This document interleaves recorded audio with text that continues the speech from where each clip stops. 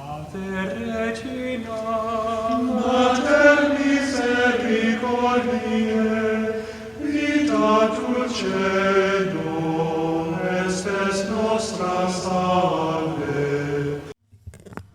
The Lord be with you. A reading from the Holy Gospel according to Luke. While still more people gathered in the crowd, Jesus said to them, "This generation is an evil generation. It seeks a sign, but no sign will be given it, except the sign of Jonah. Just as Jonah became a sign to the Ninevites, so will the Son of Man be to this generation. At the judgment, the Queen of the South will rise with the men of this generation, and she will condemn them, because she came from the ends of the earth to hear the wisdom of Solomon. And there is something greater than Solomon here.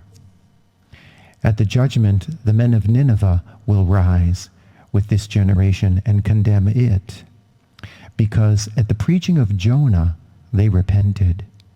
And there is something greater than Jonah here." The Gospel of the Lord.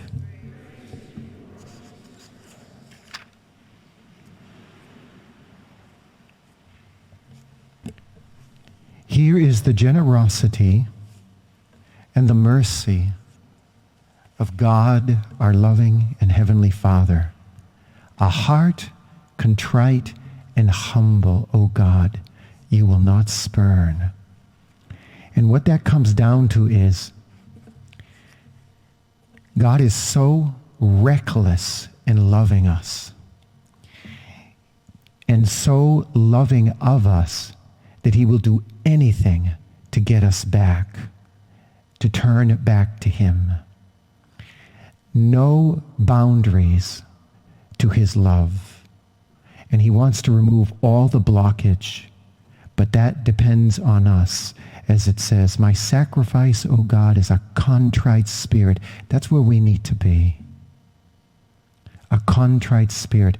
And there's a beautiful description of that, especially when we're looking at the prophet Jonah. Jonah was reluctant. He did not want to go to Nineveh because they were the enemies of the Israelites.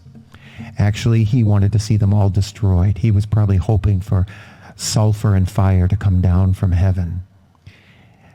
However, that's not what God's plan was. And so he went and he spoke to the Ninevites, and they actually listened to him, to his surprise. Of course,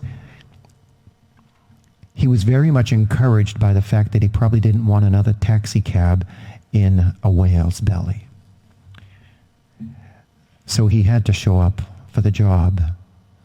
There's an interesting thing that happens here. All the people and even the animals build in themselves a contrite heart. They see it. They know there's something wrong, and they're saying, "I don't want to be part of this." And then to top it off, the king stands up, and he throws off his royal garment. What did that mean? That means that he took off, in humility and humiliation, he took off everything that made him look like a king, because all of a sudden he was starting to realize, I think there's a king that's bigger than me. And he experienced humility, and he was humble, and he prayed for his people. Oh, that our civic officials would be humble, casting off the robes of their garment so that they could be humble. And then instead of bickering, to pray for the people they serve. And this is exactly what the king did. He threw aside the garments and he opened himself up. And so Jesus challenges the people of his time. This generation, he says, is evil. However, he's not quitting. He's going to die on the cross. Even though it's an evil generation, He still loves these people. He is God made flesh, wanting to claim his brothers and sisters for mercy in the kingdom of heaven.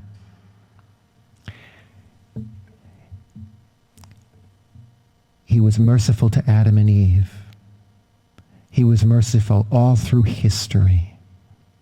And now you have Jesus, some 800 years after the Ninevite conflict here. Some 800 years later, and Jesus is still working the program, mercy. And he's not stopping. He's a reckless lover. We hurt him, but he comes back for more. He dies on the cross, and he rises from the dead, and he comes back for more for us. And his heart is in agony. His sacred heart is in agony because we're so oblivious to the beauty of his love and mercy. We're so oblivious to the beauty of what society should look like under the care of a heavenly Father who throws away everything to love us.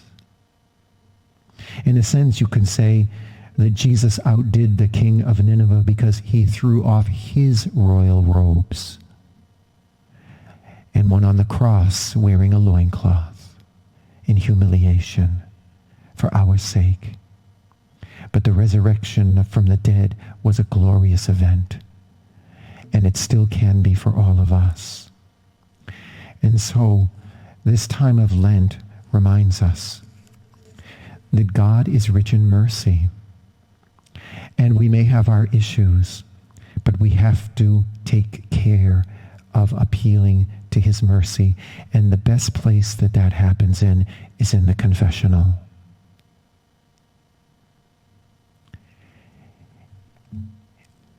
And it doesn't hurt to come to Mass every day, does it? And so we need to trust in God's mercy. The only sin that God can't forgive is the one that you don't offer in reconciliation, to admit that you need help. And so here we are. Come for the mercy. Regina Celi, letare, alleluia, qui aquae meruisti portare, alleluia, resurrexit sicut dixit, alleluia, ora pro nobis Deum, alleluia.